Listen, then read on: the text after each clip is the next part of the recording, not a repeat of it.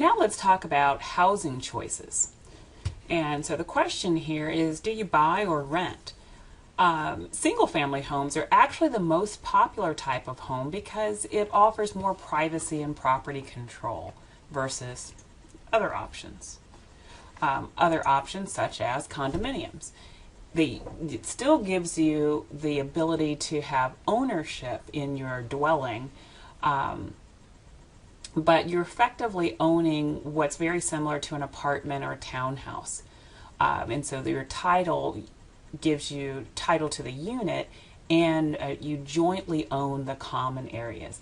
And you pay a monthly homeowner's fee on top of your mortgage payments, and that homeowner's fee pays for the upkeep on those common areas.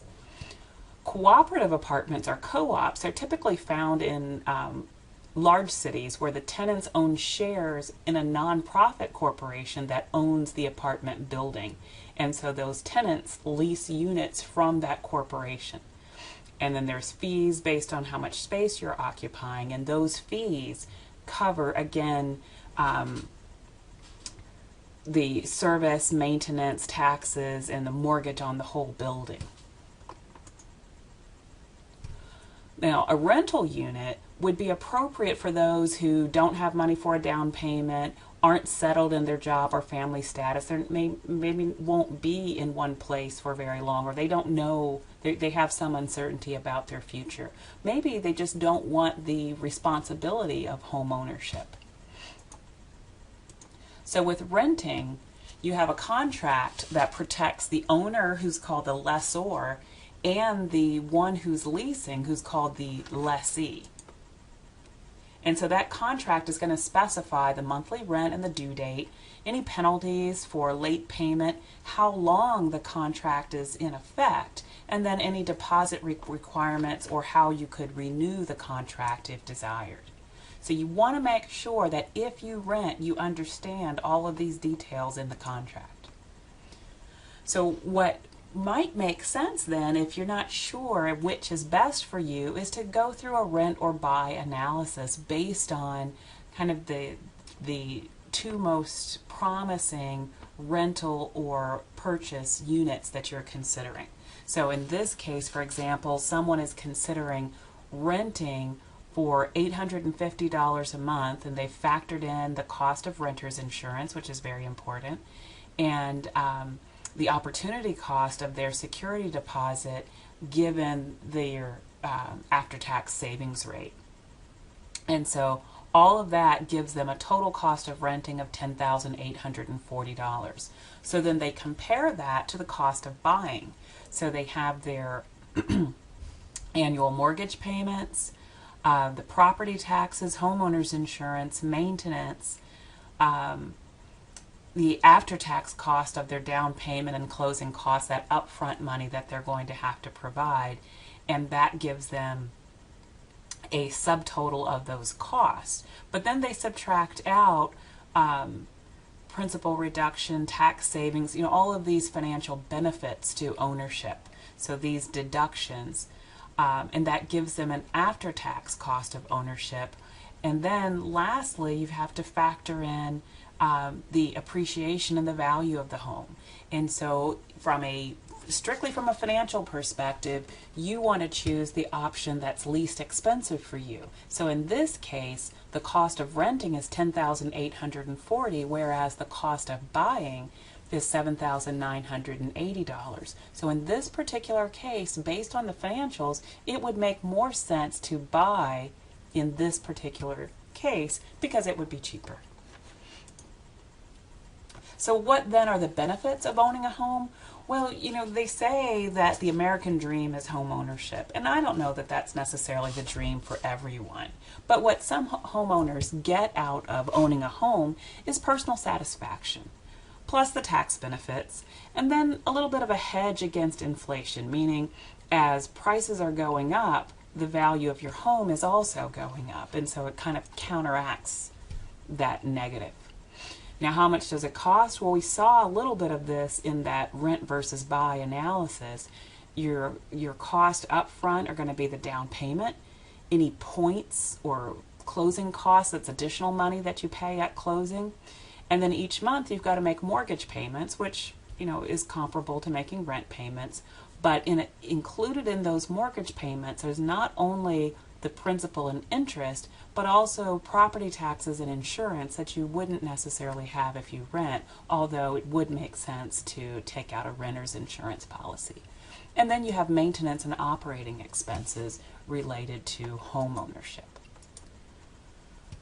So let's go through some of those items. First, we talked about a down payment. So that's your buyer's equity. That means you're walking in, creating equity, creating some financial ownership in the property. And so that's typically paid at the time of closing, and it's usually anywhere from 5 to 20% depending on your financing package. So it's 5 to 20% of the purchase price of the home. And so if it's less than 20%, that's a very standard cutoff. The lender may require for you to have private mortgage insurance because you're not putting up enough equity. And so research has shown the less equity a buyer puts in, the more likely they are to default. And so that's why if you put up less than 20%, a lender may require what's called PMI, or private mortgage insurance, which would pay them if you don't. And so what's going to be important then is your loan to value ratio. How much are you borrowing versus the value of the home?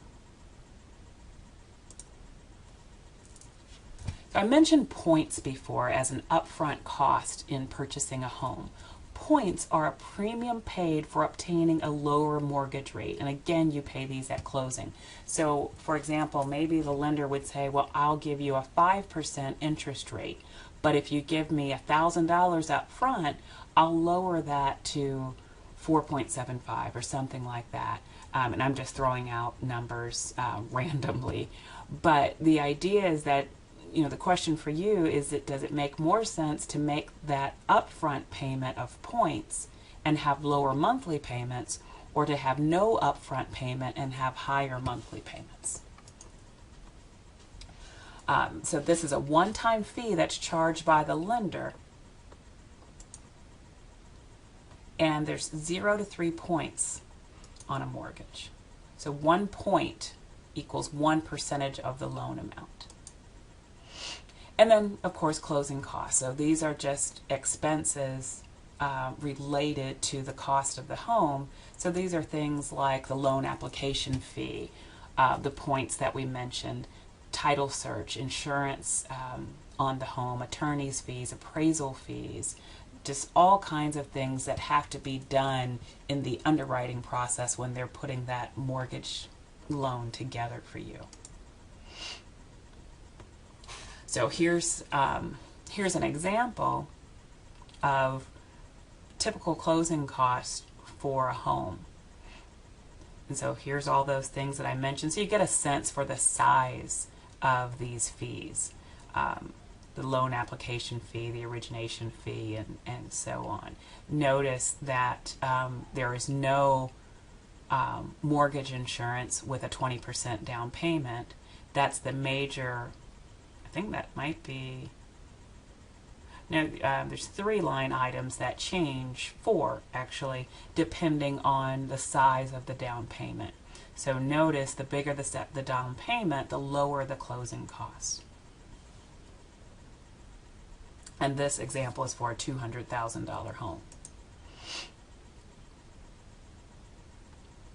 So the mortgage payment, remember I said, includes principal, insurance, taxes, principal, interest, taxes, and insurance. So that's typically called PITI, principal, interest, taxes, and insurance. So the principal and interest repay the loan, the mortgage, and then the taxes and insurance are getting paid out to others.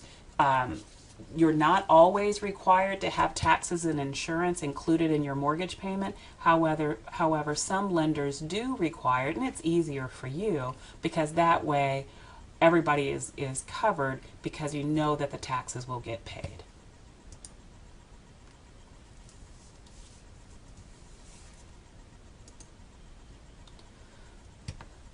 So when you're going through this process, the lender is going to figure out based on your income what you can afford. And so your monthly mortgage payment should be less than 25 to 30% of your monthly gross income. And then the total of all your monthly installment loan payments should be less than 33 to 38% of your monthly gross income. So those are standard ratios that lenders will use to figure out if you qualify for a certain size loan or what size loan for which you would qualify. So here's an example. If your monthly gross income is $4,500, then let's figure out what would be your maximum monthly mortgage payment that the lender would find would be affordable for you. If they're stipulating that your mortgage payment cannot be more than 25% or your total payments can't be more than 33%. So your mortgage payment should not exceed 25% of your monthly gross, which in this example is going to be $1,125. So that's the highest mortgage payment that you can afford. And then your total installment payment, so your mortgage plus car payments or any other installment loans that you have, can't be any more than 33%. So that's a total of $1,485. So here's a chart showing monthly mortgage payments for a $10,000 loan. So that means that you, if it's a $100,000 loan, then you would multiply these by 10. If it's a $200,000 loan, then you would multiply these numbers by 20. So in that case, we said that the mortgage payment can't exceed $1,125. So that's going to be for a 30-year mortgage. This is hard to do for a $10,000 loan, but so it's hard to relate this back to the last example, but hopefully you're seeing that as the interest rate increases, the payment increases, obviously, but as the term increases, the payment decreases. So remember, PITI was principal and interest, taxes, and insurance. So let's take a look at taxes and insurance.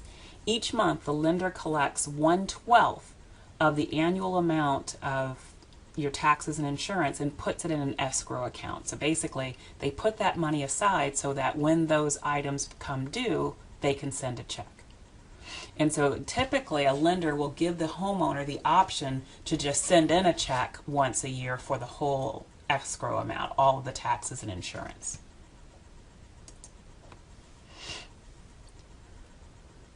Other costs related to home ownership. Remember, we talked about maintenance and operating expenses. So you have to think about upkeep. You have to paint your house periodically, or else the wood portions of the home start to rot. It just doesn't look as good. So painting has to be factored in periodically. Repairs, maintaining the lawn. Maybe you can do it yourself, maybe not. And then operating expenses, you've got to think about utilities, and that's going to increase depending on the size of the home. A couple of other things that I want to talk about before we get into the details of mortgages is, what happens when things don't work out. If you have to sell a home and you can't sell it for how much you owe, that's considered a short sale. And short sales typically have to be approved by the lender. A foreclosure is when you can't make the payments, you haven't sold it, so the lender just takes the property back because they have the right to do that.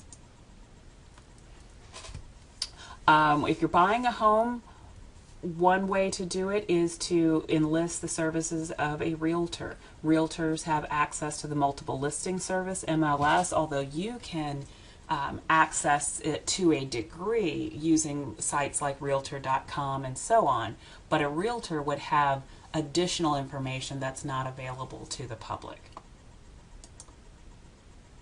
So in the home buying process, you need to pre-qualify for a loan and then actually apply for the loan. It's helpful to do that actually before you start looking for a home, so you know what you can afford, as we've just talked about. Then once you do find a home, you enter into a sales contract, and you typically put up what's called earnest money, or an earnest money deposit. It's just maybe a few $100s that you give at the time that you write the contract to show that you're serious. Oftentimes that check does not get cashed until closing, but if you walk away and just say, I was just kidding, I don't really want to buy that house, they get to keep that money. And then there's typically some sort of contingency clause where you can get out of the contract based on certain things. Maybe the house failed a home inspection, or maybe you lose your job. Those types of contingencies typically allow you to cancel the contract. So when you're closing the deal, there's certain things that happen during settlement. They check the title to make sure that somebody else doesn't have a claim on the home, and then they give you a closing statement that tells both the buyer and the seller all of those costs that we were just talking about, those closing costs. So let's stop there, and then we'll finish up by talking about how to finance home transactions.